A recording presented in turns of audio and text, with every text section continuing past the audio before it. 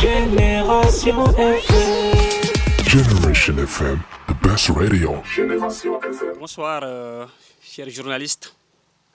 Bonsoir, chers militants, militantes et sympathisants PASTEF, les patriotes de la commune de Niaguis.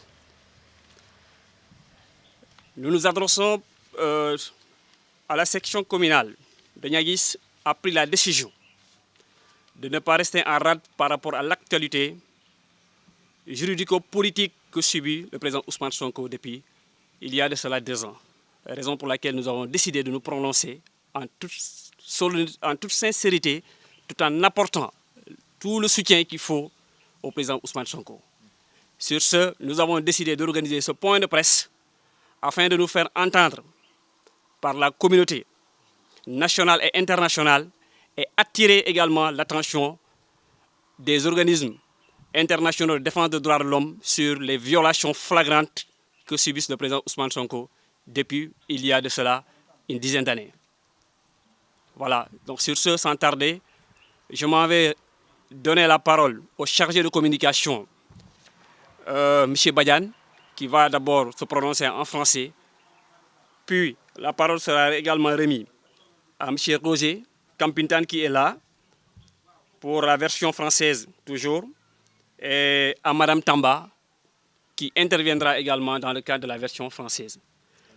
Pour la version Wolof maintenant, la parole sera donnée à notre sœur Khadi, à Lamine Bossé Badji et à Bourama Sané, qui vont s'exprimer en français pour pouvoir, en Wolof autant pour moi, pour pouvoir permettre à la communauté nationale et internationale de savoir réellement que la commune de Niaguis n'est pas restée en rade par rapport à la situation que vit ou que traverse également le parti politique communément appelé le PASTEF. Bonsoir, chers journalistes. Bonsoir, chers militantes, militants et sympathisants, patriotes de la commune de Niaguis et de la diaspora. Nous intervenons à travers ce point de presse qui sera concis, clair et net, car l'heure est grave. Nous prenons en témoin l'opinion nationale et internationale sur la situation politico-judiciaire, voire même sociale de notre pays. Vous n'êtes pas sans savoir qu'aujourd'hui, pour ne pas dire il y a 2 ans, le Sénégal traverse une crise sans précédent dans son histoire politique. Un honnête homme, fut-il homme politique de surcroît opposant au régime dictatorial de Macky Sall, je veux nommer le président Ousmane Sonko, sur qui on porte des accusations fallacieuses, infondées, juste pour essayer de le museler, l'écartement sur l'échiquier politique. Avec le temps, les Sénégalais ont fini par comprendre que c'était un complot d'État fomenté au plus haut sommet de l'État pour disculper le président Ousmane Sonko. Sur ce, nous disons à Macky Sall et à son régime que les tentatives de liquidation, de musellement ne passeront pas.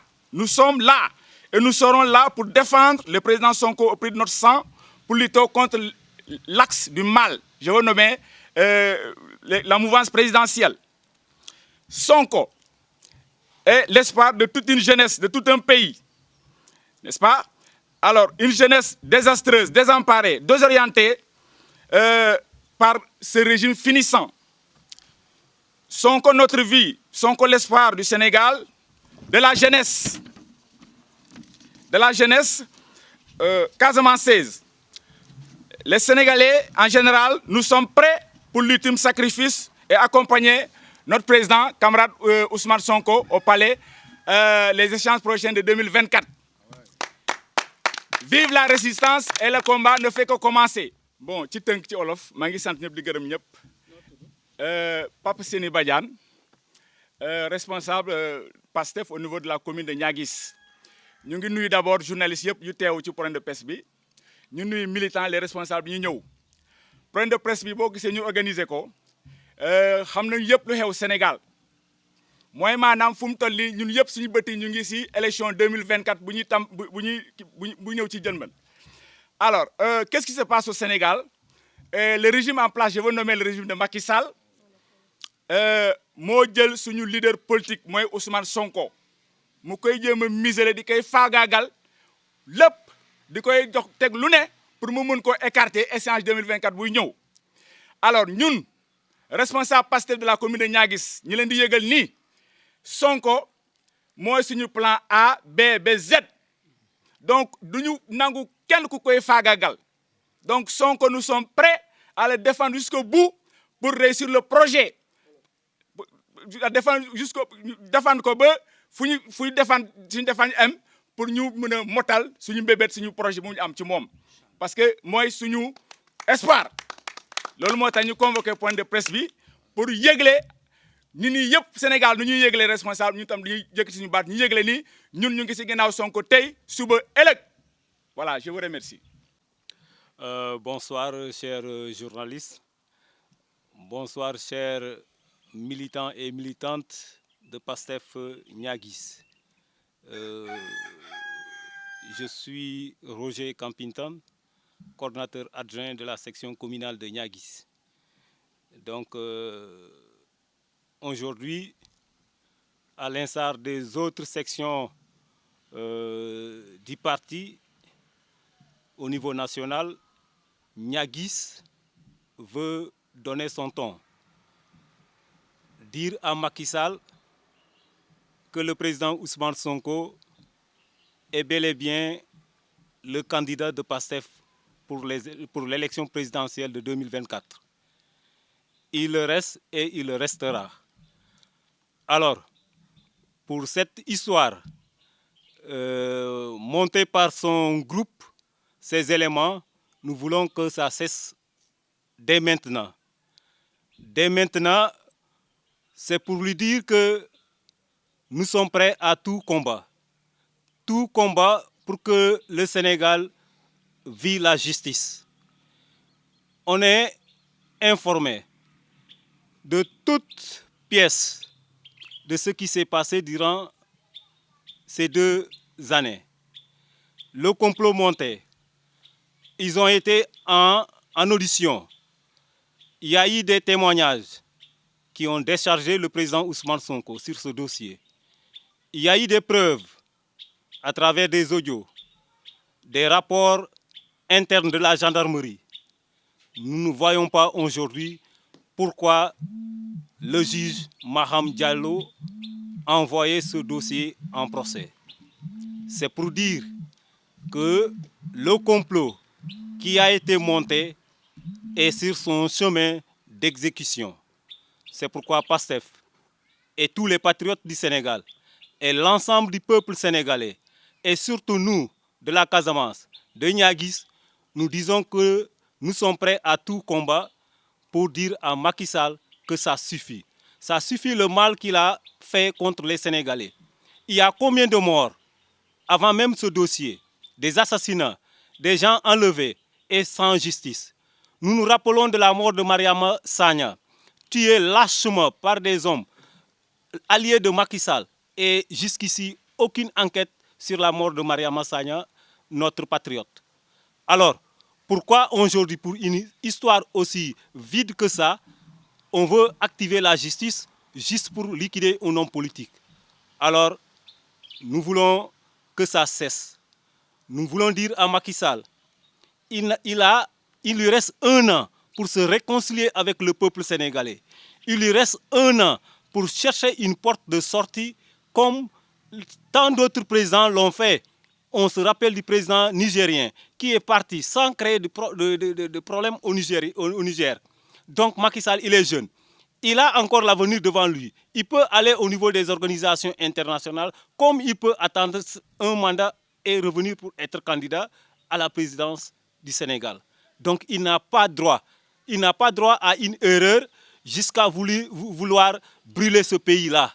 Parce que nous, les patriotes, nous sommes prêts à tout pour que justice soit faite. Nous sommes prêts à tout pour que justice règne au Sénégal. Nous sommes prêts à tout pour que la démocratie, tant chantée en Afrique, dans le monde entier, pour le Sénégal, que cette démocratie-là soit une chose réelle. Au Cap-Vert, à côté, un petit pays qui a pris son indépendance en 1975, il y a des alternances qui se font sans bruit. Des élections présidentielles sans bruit, sans contestation. Alors pourquoi le Sénégal, quand on essaie, parce que ce n'est pas le cas, de dire que c'est la vitrine de la démocratie en Afrique, nous voulons montrer aujourd'hui à la face du monde que, voilà, il est bon, c'est normal pour garder le pouvoir de faire tout ce qui est bon. Alors, aujourd'hui, Niaguis est prêt. La section communale de Niaguis est prête à mobiliser ses troupes pour faire face à Macky Sall le jour où il essaiera, où il tentera d'arrêter ou d'empêcher la candidature du président Ousmane Sonko. Ça, nous ferons face à lui. Je vous remercie. Égard à sa milice. Ils sont là à Ziguinchor. Nous les reconnaissons. On les voit traîner à Ziguinchor. On sait qui ils sont.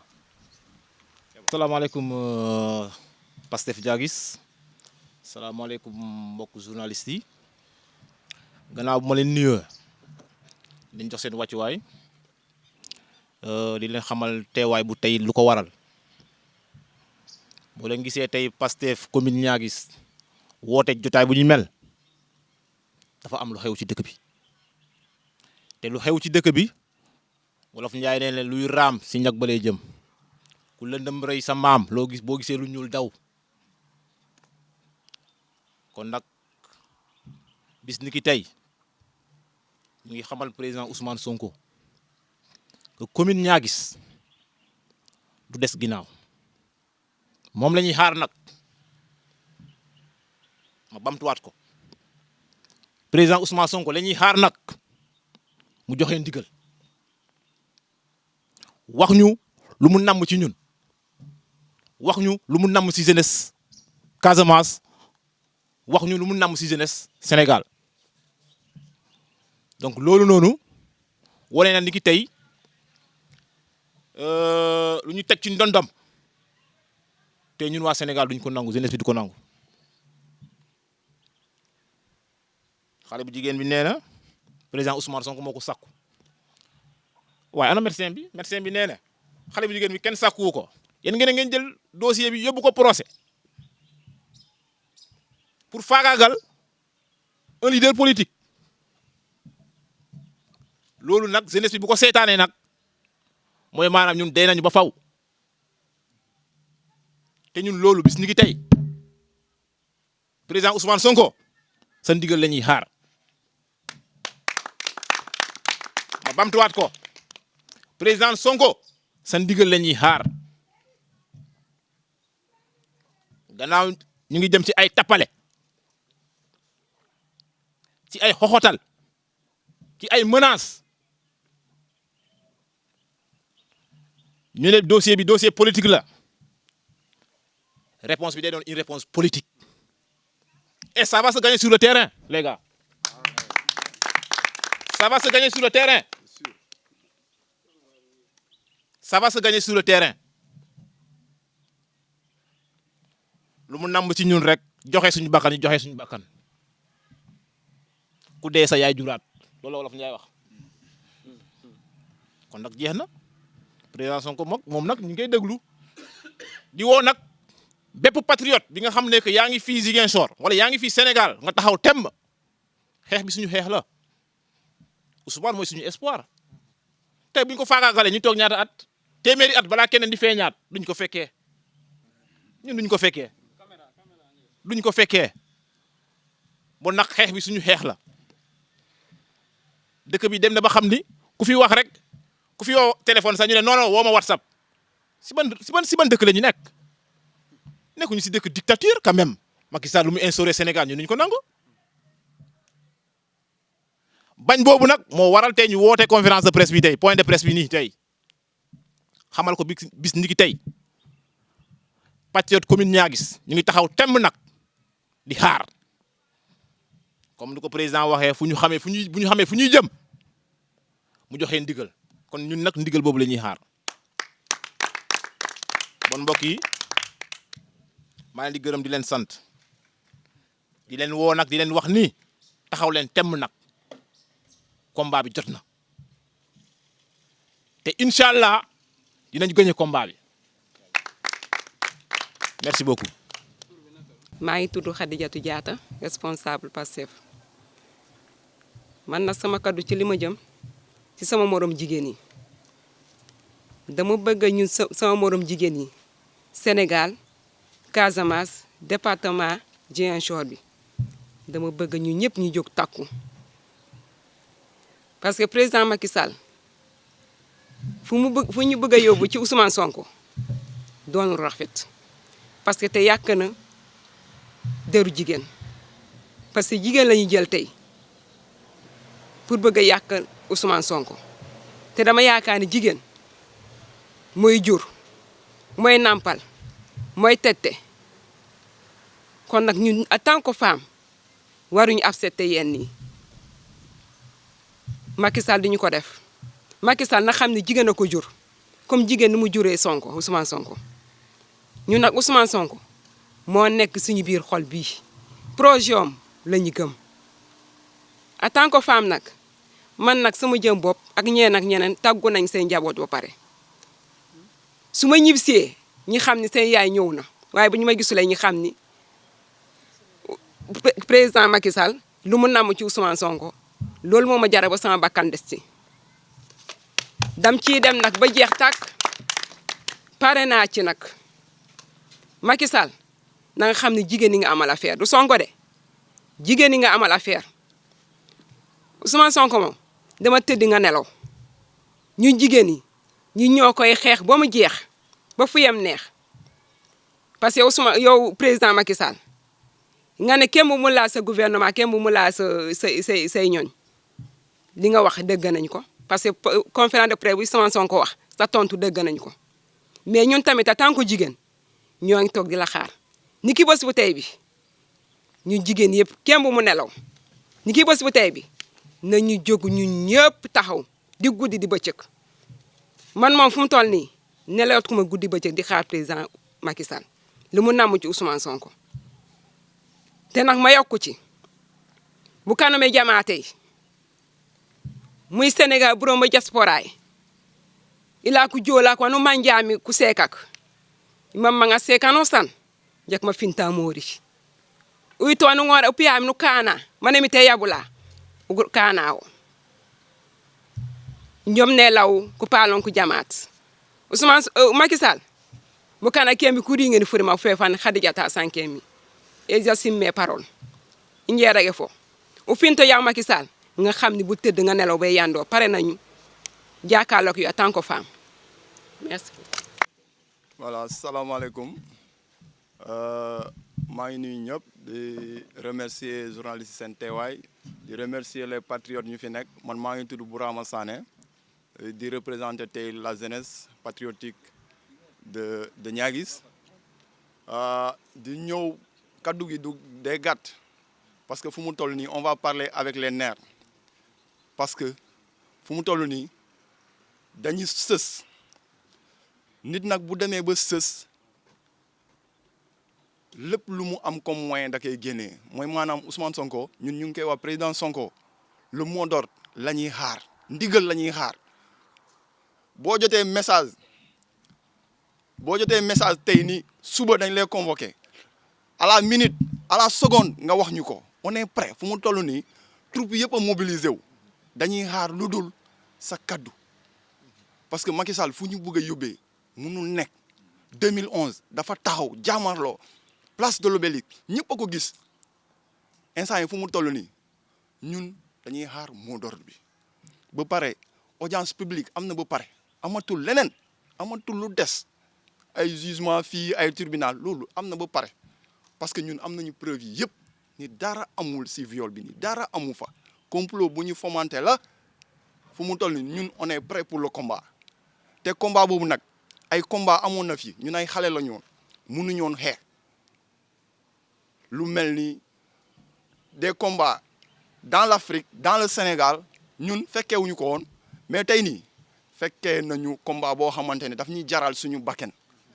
combat Ousmane Sonko bi nii Ousmane Sonko du bouger mètre moom jarul sax mu nekk si terrain bi na toog si benn bâtiment di naan ataayam gis nga ñun xeex bi dinañ ko xeex ba mu mot sëkk Macky Sall dina dellu gannaaw wala mu xam nu muy def te di lancer appel APR appel bi lan la ñun ay jeunes lañu ñun ñoo nekk di dawal jakarta yi ñun ñoo nekk di dee si géej bi mu nekk jeune APR mu nekk jeune patriote mu nekk jeunesse du Sénégal ñun ñoo nekk di dee donc bu ñu gisee koo xamante ne tey mi ngi ñuy bëgg a rendi nañ ko bañ ñun ñëpp parce que ñun ñëpp ay jeunes lañu mais nag le projet bi nii dañ ko suñu bakken lañ fa teg dinaa les gars combat bi mi ngi doog a commencé lu amoon mars lu ndaw la lu lancement la mais fii nii combat bi dañ koy décentraliser nekkul si ay Ziguinchor léegi dañ koy décentraliser ba si village yi